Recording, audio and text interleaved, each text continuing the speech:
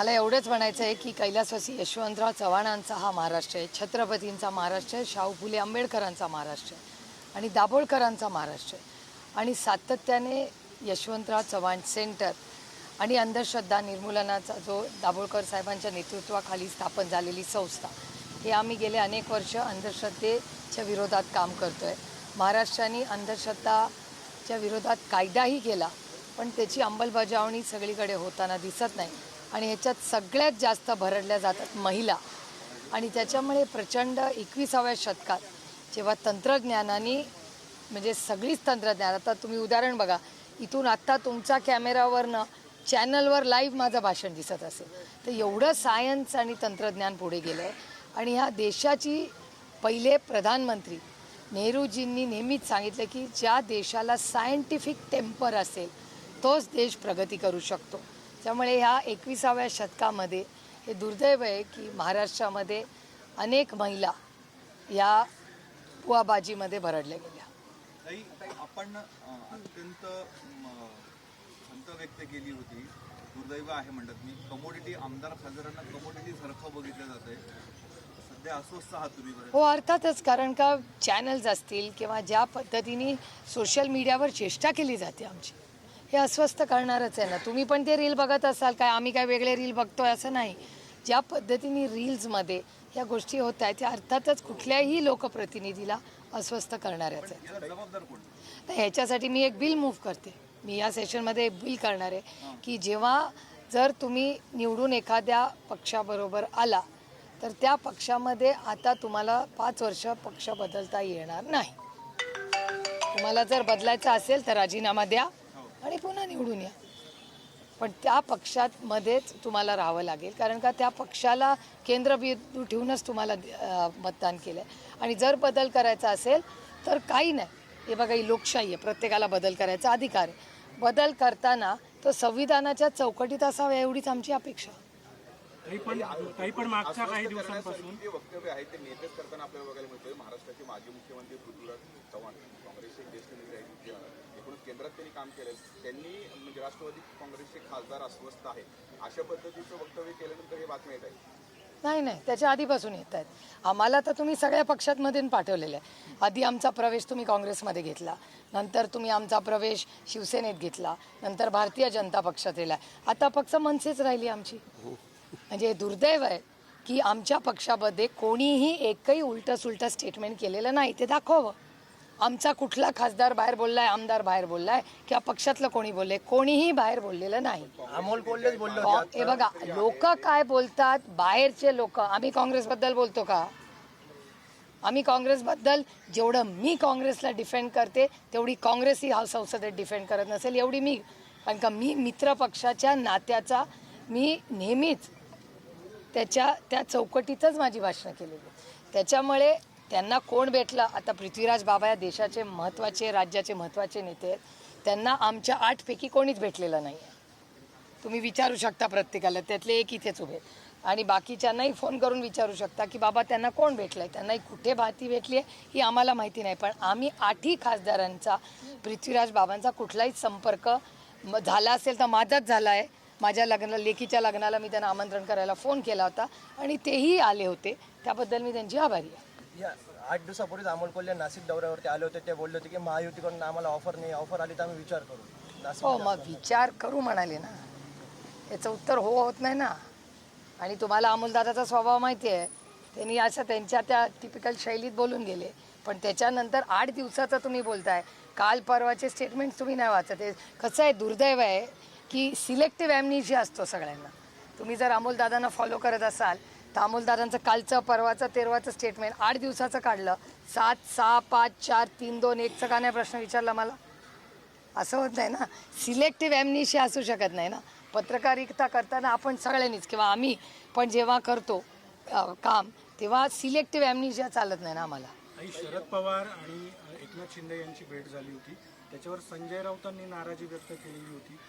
शरद पवार ज्येष्ठ नेते आहेत, थेट नाराजी व्यक्त उघडपणे. काल सकाळचं तुमचं स्टेटमेंट नाही पाहिलं का राऊत साहेबांचं? काल सकाळचं स्टेटमेंट तुमच्याच चॅनलवर ते बघा, मग तुम्ही मला प्रश्नच विचारणार नाही. जरी नंतर स्टेटमेंट बदललं तरी नाराजी पण उघड उघड व्यक्त होती. ही लोकशाही आहे, प्रत्येकाला बोलायचा अधिकार आहे. ही दडपशाही नाही आमची, लोकशाही आहे. हर एक को बोलणे का अधिकार आहे, त्याच्यात गैर काय. एखाद्याला वाईट वाटलं असेल ते बोलले असतील, दुसऱ्या दिवशी त्यांनी क्लॅरिफिकेशन दिला, विषय संपला. त्याच्यातून ना कांद्याचा भाव फरक पडणार आहे, ना इगतपुरीच्या शेतकऱ्याचा रस्त्याला नाही मिळणार आहे.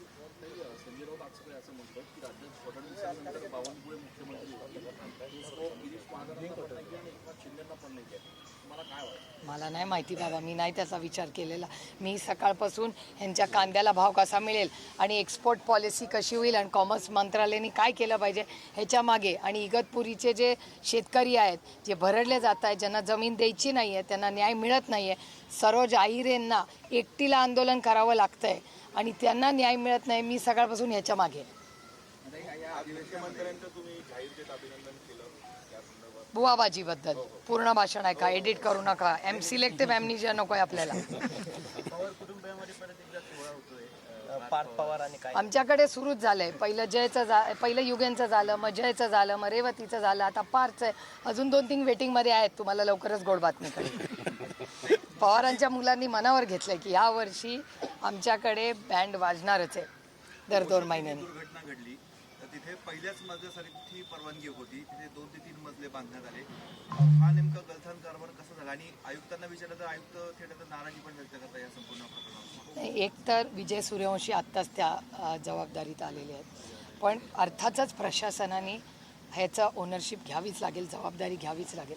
कारण का एखादी वास्तू जर एवढी त्याला परवानगीच नाही अशी होत असेल तर प्रशासन काय करतं आहे. आणि आजकाल प्रशासन तर आम्हालाच सांगतं, जेव्हा आम्ही मोजणीला विरोध करतो, सरांना अनुभव आहे, मला अनुभव आहे, आमच्या मतदारसंघांमध्ये जेव्हा मोजणीचं येतं तेव्हा आम्हाला सांगतात आम्ही गुगल मॅपवरनं करतो, एवढं तंत्रज्ञान आहे. मग जर एवढं तंत्रज्ञान महाराष्ट्र सरकारकडे आणि देशाकडे आहे तर मग एक इल्लिगल बिल्डिंग होते एवढी मोठी उंचीपुरी, मग काय करत होतं प्रशासन?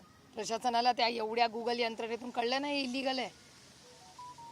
मग कमाल आहे या सरकारची, मला आश्चर्य वाटतंय त्यांचं. आपली काय मागणी आहे? नाही, माझी मागणी एवढीच आहे की जेव्हा अशा गोष्टी होतात आपण ॲक्सिडेंट व्हायची का वाट बघतोय? हे दुर्दैव आहे की या भारतामध्ये गरीब कष्ट करणारी जी जो शोषित आहे, वंचित आहे, पीडित आहे, जो गरीब आहे, जो टॅक्स भरतो, त्याला न्याय मिळत नाही आणि बाकीच्यांना तर काय सूटच असते.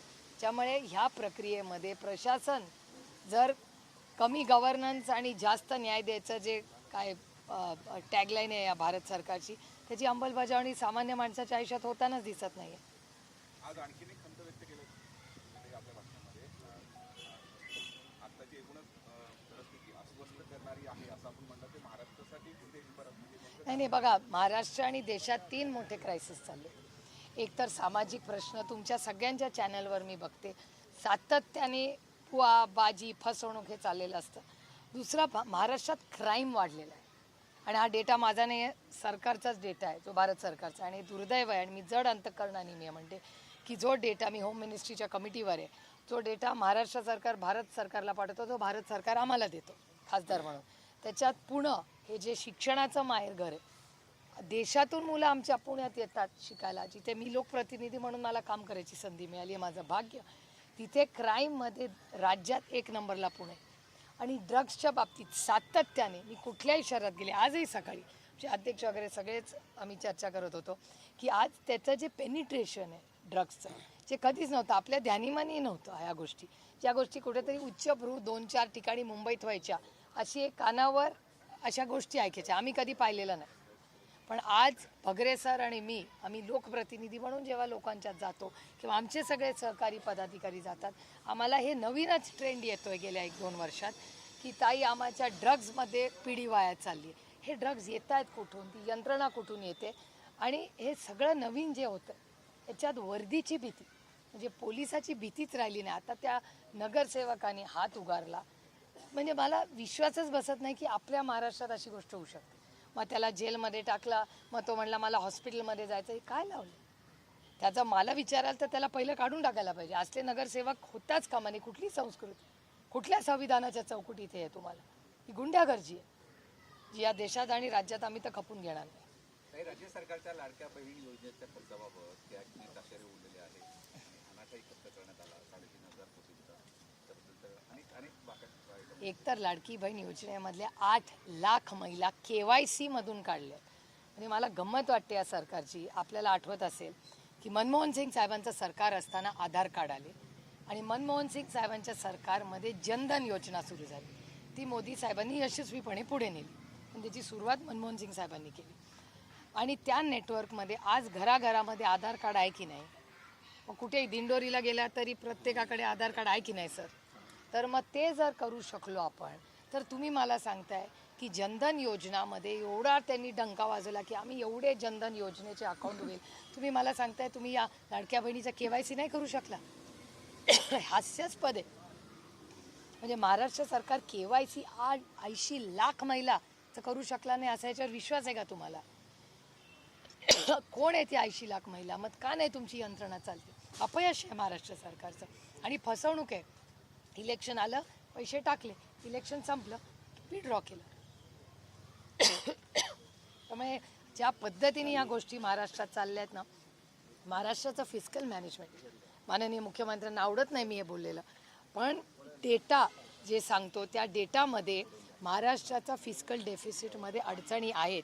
आज या भारत सरकारमध्ये आज तुम्ही बघितलं तर भारत सरकारचा कॉर्पोरेट मंत्रालयाचा डेटा सांगतो की हाय नेटवर्क इंडिव्हिज्युअल म्हणजे जे जास्ती इन्व्हेस्टमेंट्स या देशात करतात ते जे हाय नेटवर्क इंडिव्हिज्युअल ज्यांना आपण म्हणतो ते सगळे भारत सोडून चालले. हा माझा डेटा नाही आहे, हा आरोप नाही आहे, हे या देशाचं वास्तव आहे.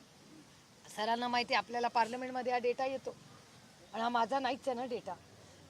अशी परिस्थिती असताना तुम्ही मला सांगा की हाय नेटवर्क इंडिव्हिज्युअल चाललेत, फॉरेन इन्व्हेस्टमेंट्स येत नाहीत. भारत सरकारमध्ये एकदा माननीय प्रधानमंत्री म्हणले सोनं घेऊ नका, म्हणजे हे धक्कादायकच होतं ना. मग का घेऊ नका सोनं? ह्याला इकॉनॉमिक क्रायसिसच आहे ना. मग गॅस कमी झाला वाढला, पेट्रोल डिझेल कमी झालं वाढलं. मला खरं सांगा की ज्या पद्धतीने वाढलं कमी झालं तो बेनिफिट तुम्हाला कन्झ्युमर म्हणून मिळतो का पेट्रोल डिझेलचा? तर नाही मिळत. आणि ह्या सगळ्याचं प्लॅनिंग केलं का हा प्रश्न मी स्वतः अनेक वेळा मिळाला. तुम्ही सेस भरता, तुम्ही एज्युकेशनल सेस भरता, ॲग्रिकल्चर सेस भरता, मग सरसकट कर्जमाफीला का प्रॉब्लेम येतो? सेस भरलाय ना आपण सगळ्यांनी खुशी सेस भरलाय. मग याचं उत्तर कोण देणार? जाऊ द्या कोण कुठल्या पक्षात जाईल, माझ्या सेसचा हिशोब द्या आधी मला. हे प्रश्न कोण विचारणार? ह्याच्यात समाजात होणार. याचा प्रश्न सोडवणाऱ्या कष्ट करणाऱ्या शेतकरीला सरसकट कर्जमाफी करू असं माननीय मुख्यमंत्री आणि सरकार आलं तेव्हा म्हणले होते का? माननीय भरणे मामा माझेच आमदार आहेत, आम्ही एका मतदारसंघात काम करतो. तर भरणे मामा म्हणले होते 30 जून, हे नोव्हेंबरमध्ये म्हणले होते. नोव्हेंबरमध्ये मामा म्हणले जूनमध्ये आता जुलै 10 तारीख होली, झाली का कर्जमाफी?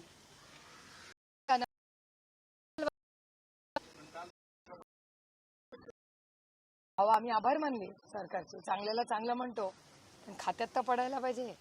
नुसते अनाउन्समेंट होत नाही ना. सगळ्या लाडक्या बहिणींना पैसे मिळाले, त्याचं ऑडिट केलं पाहिजे. मला लाडकी बहीण योजनेची इन्क्वायरी झाली पाहिजे, त्याच्यात इतके सरकारी लोक आले कसे, इतके पुरुष कसे आले? जर लाडकी बहीण योजना आहे त्याच्यात भाग केला कसा? नाहीच ना. आणि एवढं आपल्या मुलांसाठी एक कायदा, काल एक अनाउन्समेंट केली पण अंमलबजावणी कधी होणार?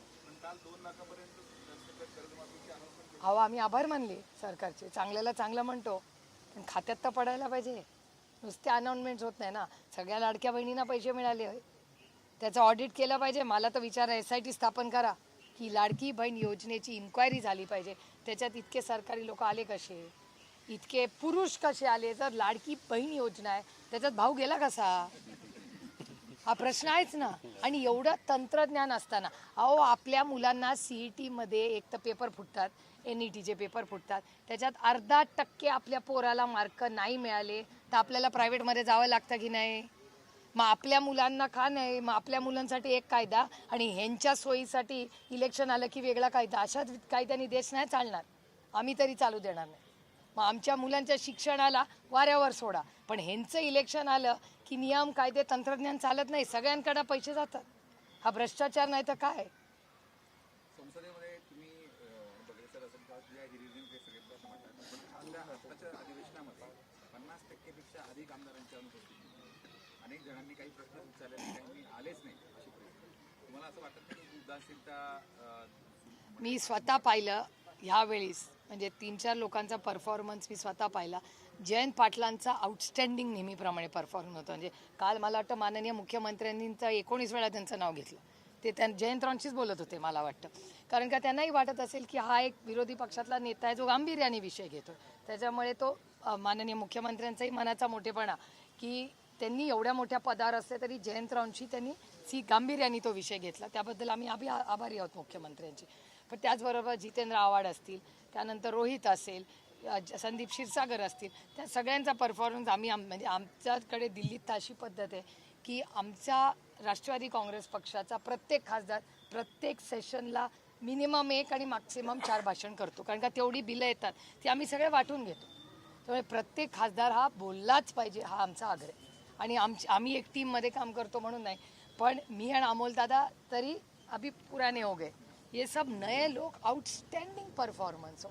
मग बगरे सर असतील, निलेश लंके असतील, बाप्पा असेल, अमर असेल, ते आम्ही एकत्र आहोत म्हणून नाही, पण जेन्युअनली चांगली भाषणं करतात.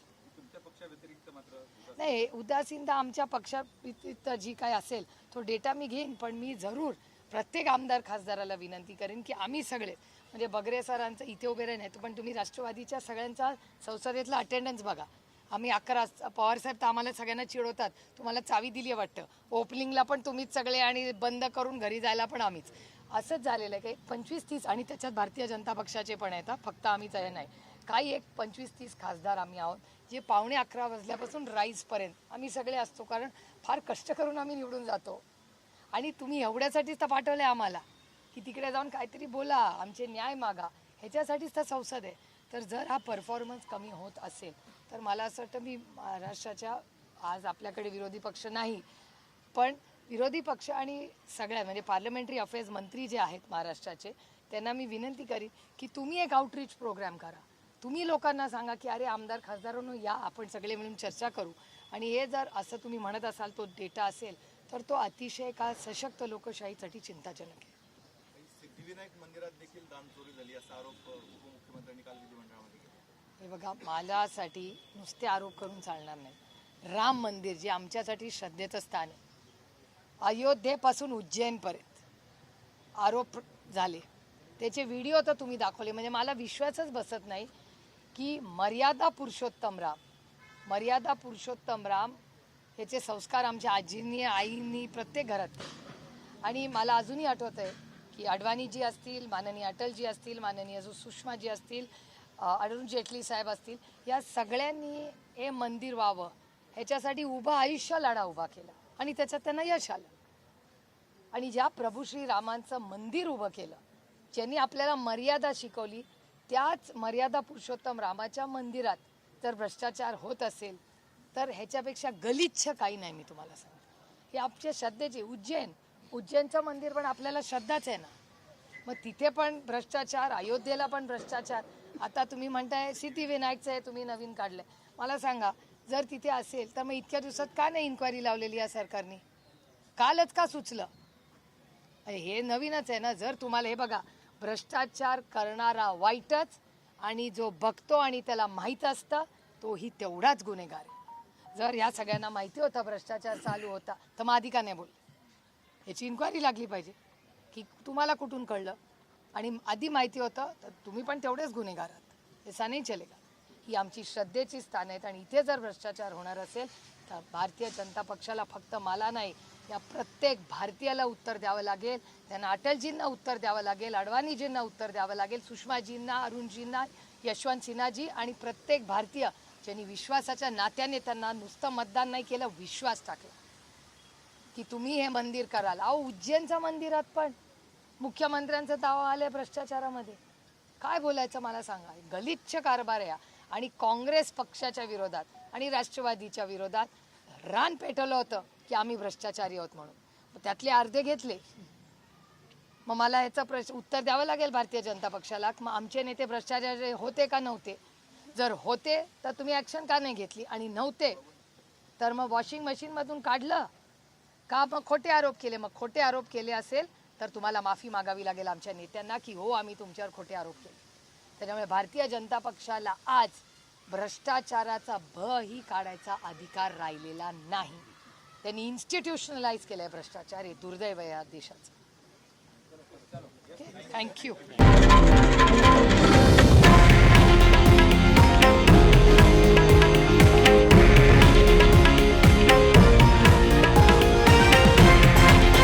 हे आहे देशातील नंबर 1 न्यूज नेटवर्क आणि आपण पाहत आहात TV9 मराठी, एकमेव.